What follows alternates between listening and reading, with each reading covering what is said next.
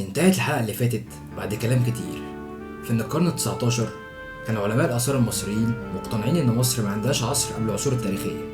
ولكن انتهت الحلقة بسؤال مهم: مين أول من اكتشف وأكد وجود حياة في مصر قبل التاريخ؟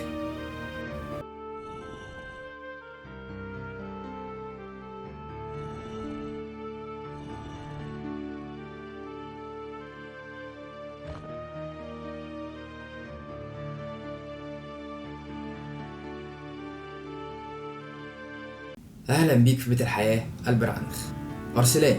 أرسلان عالم آثار فرنسي جه مصر عام 1868، وهو أول من أكد بالبراهين والأدلة إن مصر فيها آثار من قبل التاريخ. طب هي إيه الإثباتات بتاعته في وجود العلم ده في مصر؟ بصراحة إن العالم ده شكل الأراضي المصرية بتحبه. هي ادت له بدل الدليل 2 و3.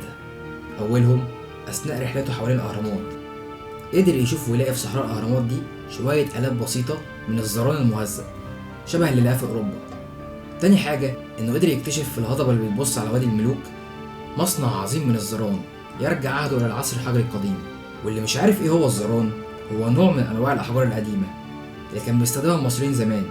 علشان كده تواجد الزران في مصر بيبقى في منطقة من مناطق الآثار. بس كده، لو استفدت متنساش تفيد غيرك.